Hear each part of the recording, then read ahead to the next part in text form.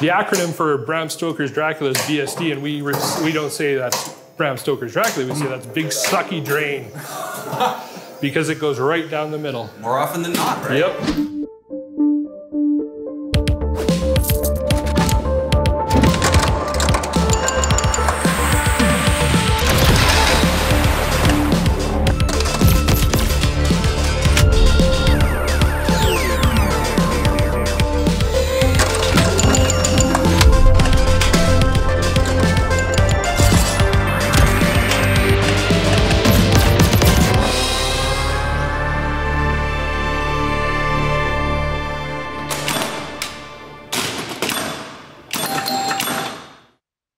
Sharpen your fangs and pull up a coffin. Tonight we're hunting for multi-balls on Williams' Dracula, designed by Barry Arsler. In this episode, we feature an avid collector who shares his extensive experience in buying, selling, repair, and restoration, while also providing insight on his family arcade lifestyle. Let's get flippin'.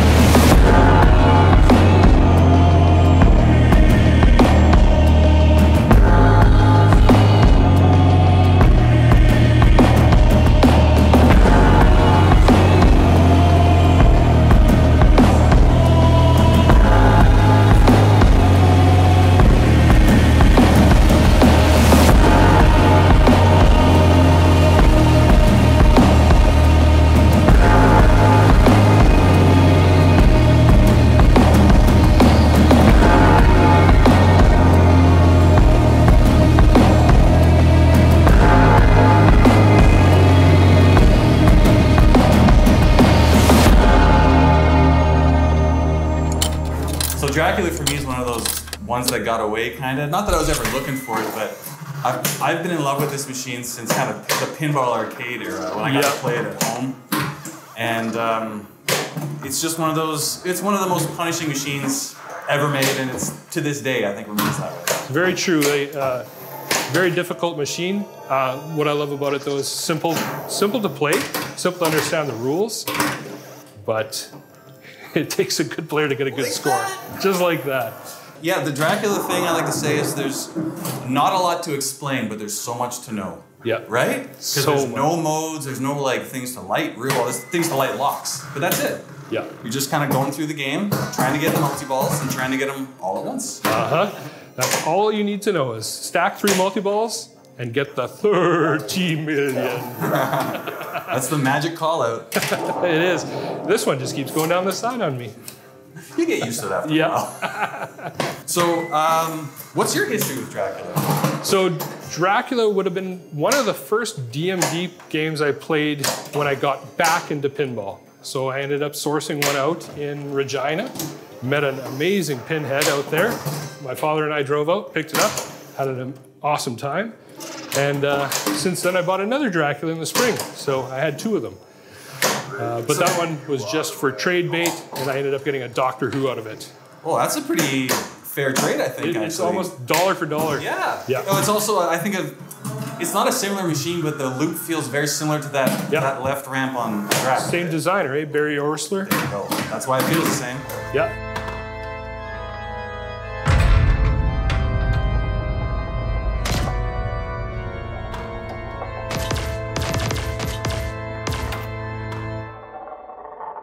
So when it comes to simple versus complex, which do you lean towards? Is it kind of a mood thing, or do you have a preference? I do prefer the more complex games, except for right now. Apparently I'm not playing with beans, but... that's Drac. I do prefer the more complex games, but that's only been in the last recent 5-6 years. Before that, I did like the simpler Yeah! Sorry, I was rooting for you, bud. Finally, I made something happen. So, yeah, the thing about this game is it's that whole 1 in 10, you'll have a good game and it brings you back. But I didn't like that before. I liked the 9 out of 10 games being really good, and then, you know, you get one bad one. Well, this one's the opposite. You're going to have 9 or 10 really bad games, and then that one's going to draw you in for the duration of the evening. And for me, it's that reward, that whatever you're shooting for, Dracula or that jackpot or just that 30 million call out. Which doesn't happen often. Nope. This sweeping ram shot is my favorite shot in pinball. Look at you dialed. Now I'm finally getting a feel for this one. So that coupled with a 30 million jackpot, I'm having a good time. I can get on board with that. Ooh!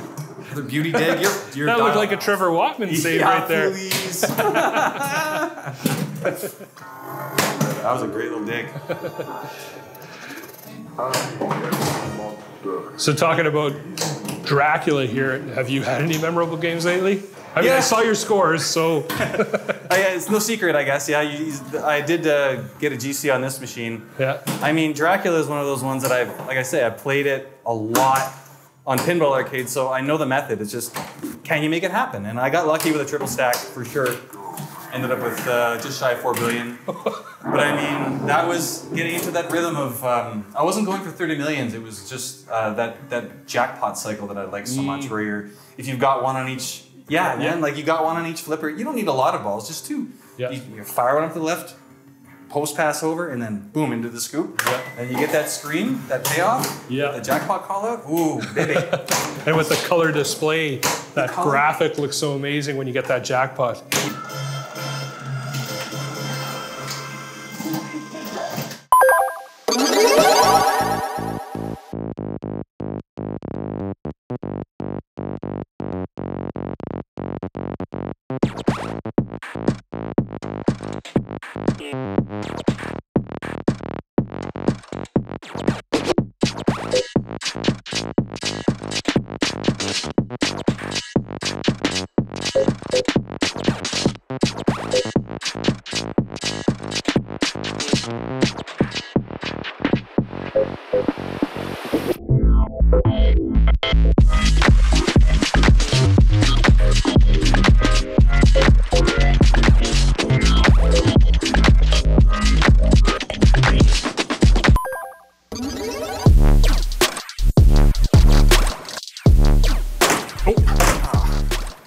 Equal parts timing and feel, a wicked slap save can dig a ball right out of the drain. If you've got a screamer heading down the middle, pick a side closest to the ball and give it a quick 1-2 slap to send it flying. A slap save doesn't take much force, slightly extending each flipper to graze the ball back into play. Careful not to tilt, and be ready for another. Oh.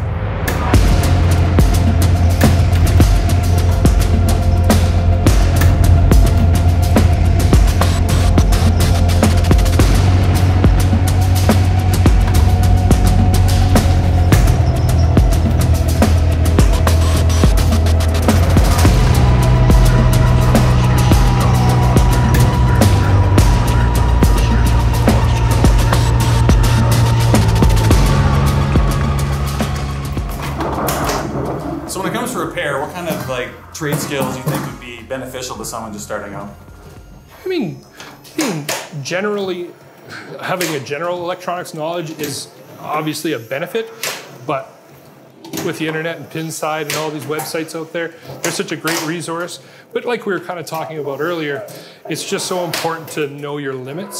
So as far as trade skills, I mean, I'm a carpenter by trade, so that's very helpful for cabinet repair, and I can disassemble a complete cabinet and put it back together. But is that something that someone does commonly? No.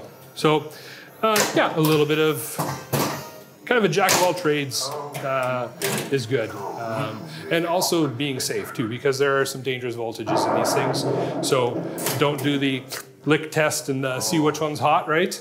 I know you're gonna, the teacher using me mad at me, but I've done the big zap a couple times in the learning process. Screwdriver touched the wrong thing and right up the arm, and screwdriver goes across the room. Yep, and you learn from it. Oh, I've only done it twice, and that's the last 2 times. But yeah, I mean, you can, and you know this, you can do way more damage to that game, right? So yeah, never mind your arm. Like the machine can be fried. Yeah, exactly. Yeah, your arm, it's fine, right? Hey, it healed up. Yeah, that's right. But yeah, like soldering skills for sure. Yeah, help. And that's something that I learned from friends in this hobby. I didn't have soldering skills at all besides a little bit of plumbing. So you'd take a torch and do some copper pipe. Yep. That's the extent of my soldering abilities. So getting into pinball soldering, my first initial joints, solder joints, were the bigger the blob, the better the job, kind of, you know? And now I take pride in my work. So you mentioned restoring the factory. How do you, this is a question that I think everyone's answer is different to. So when you're restoring a machine, how do you know when you're done? That is a great question. How do you know when you're done? Yep. When you can have friends over and not point out the flaws. I'm famous for that. I'll finish a game and move down to my basement that isn't quite done, and then you'll walk up to it and I'll be like, you'll say, oh, that's beautiful, I absolutely love it. Yeah, except for that though. I mean, you see that, right? So, you know the machine's done. Oh, no! You know, I could just slam that and probably let it loose. Yeah. But yeah, that's how I know the machine's done, is when there isn't something to point out.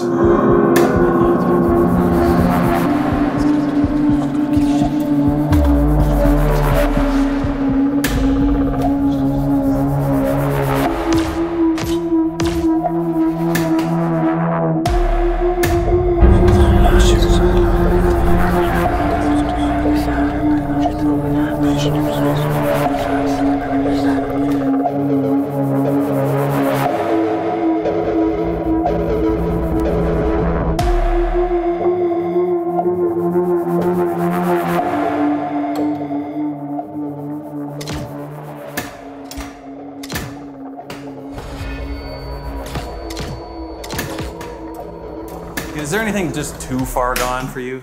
It really depends on the title. We've mentioned Addams Family or Twilight Zone. If you find one that's really beat up, they're worth saving. I would never, by choice, scrap a pinball machine. I think they all can be saved, but there are, I say that, and there are certain times where you do have to say, this isn't worth it. So I have a game that was given to me by a friend of mine out west in Manitoba here, and he had bought it to convert it over and do his own theme.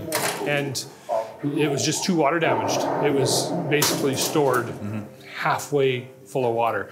So he asked if I'd be interested in it for parts, and I said, I hate to scrap a pinball machine, but yeah, I'll take it. And it's actually saved 2 or 3 machines now. The displays worked, so we used them in another game. But yeah, to save that game, no, couldn't happen. But I think that those games do good work bringing life to others, is the way I like to think about it. Like, you're not necessarily a scrapping machine.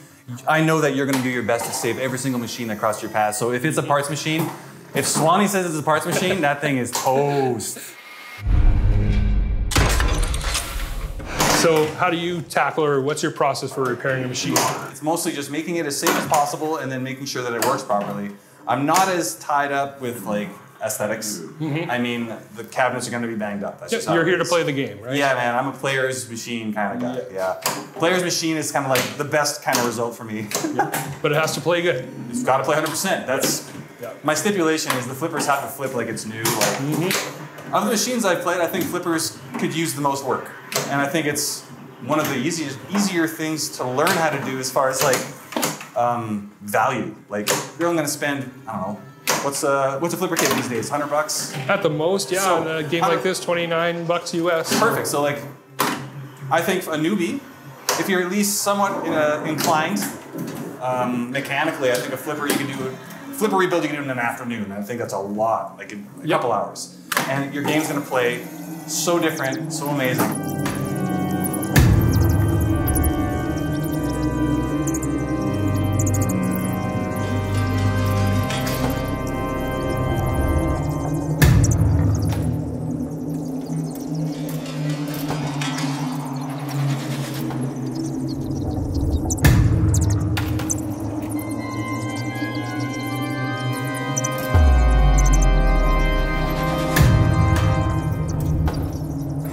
mentioned playing pinball with your kids. How do you think pinball's affected their lives?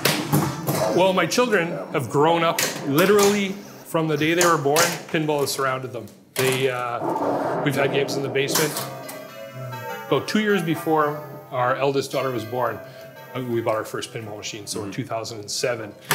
So we have pictures of them as infants on the games, and it's funny, we chat about the progression of the height of the stools and chairs for them to play, from a big, tall chair with mommy and daddy standing behind them to hold them to play the game, to a little footstool, and now they're both tall enough to play the games. Now they're getting into repairing them with me, and that's pretty fantastic. They know the terminology, they speak the language, they call it a flipper, not a paddle. You know, like it's neat to hear them speak the language of pinball. That means they take it not seriously, but they understand it's something worth learning. That's right. You know what I mean? Yeah. Paying attention to. Yeah, that's exactly right. So, growing up, what kind of themes did they kind of gravitate towards? The children were looking for that low risk, high reward. Yeah, they were looking for a game where they can make an easy shot and get a lot of action. And now Jillian, my eldest daughter, is really gravitating towards Steve Ritchie games. So she enjoys World Poker Tour, is one of the ones we just recently added. And her and her sister Amy, I always hear one of them call out, "Deal me in." No way. Yeah. So how does that make you feel, man? It's amazing. Holy I'll be getting ready for work in the morning, and then, you know, just getting ready for the day, and I hear the pinball machines turn on. And there's no rules about pinball in our house. If you want to turn them on, go for it. As long as mom and dad are awake, turn them on. Have fun. We put subwoofers on all our games, so they kind of shake a little bit. Come on, give me that mist. So yeah, so that's definitely a proud father moment to have my children interested in this hobby. That's really cool. Was it a slow burn at all, or were they just drawn right to it? It took a little while because they grew up with them around, that there wasn't any new car smell. You know what I mean? Like it was, they were always there until their friends started saying, like, "You have an arcade in your basement? It's pretty cool." So it's just been within the last couple of years where they really started getting involved in it. Couple spicy ones there. Love it. And then there it goes. Great save. It's rewarded with it. So the big thing for me was keeping them a part of the buying process, like getting their opinion, watching gameplay videos, and taking their opinion seriously. If they don't like a game, we aren't going to look at it. They must appreciate that too. Yeah. Being involved in the process. I think that would help their interest. I think so. So we decide we like a game, and then we propose it to mommy, and she gets the final say. Oh, they're helpers. That's right. Oh, I see.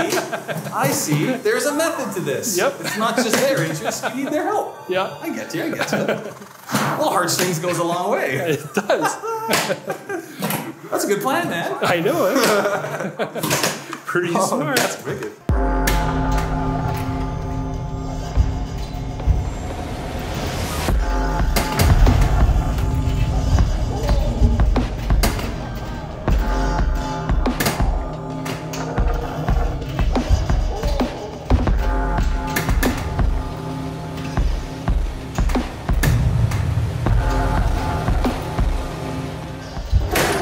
As you smack these around, I gotta believe that you being a drummer has to help, right? Like that rhythm, that flow. My wife said the exact same thing to me yesterday. She's like, "I think being a drummer helps you with pinball." I said, "I never really thought about that." But I'd been playing drums. I started when I was 7 years old, and pinball wasn't even a thought at that point. And perhaps it does have something to do with it, you know? Like yourself being a bass player. I mean, I've heard you play bass. You're phenomenal. Thanks, bud. So that probably is a big thing for reaction time, hand-eye, all that stuff. I mean, they're kind of transferable skills, you know? I think it's a lot of flow too, because when you're playing, you get lost in that zen, and pinball is exactly like that. I think it taps into that same part of that unconscious mind, where you learn a skill and then don't think about it. And musicians, I think, have really good training in that way, where they know how to learn something and then kind of park it, and then just do it without thinking. And I think this is almost identical. Because I approach every machine as an instrument, right? I think that's a pretty fair way to look at it. A new kit, new drum set. They all have different feel, different rhythm, different flow, different squeaks. And essentially, we're making a song right here. I agree. You know, like, we are changing the tune by what we're shooting. You literally are, yeah. I want to make it sing. Creating.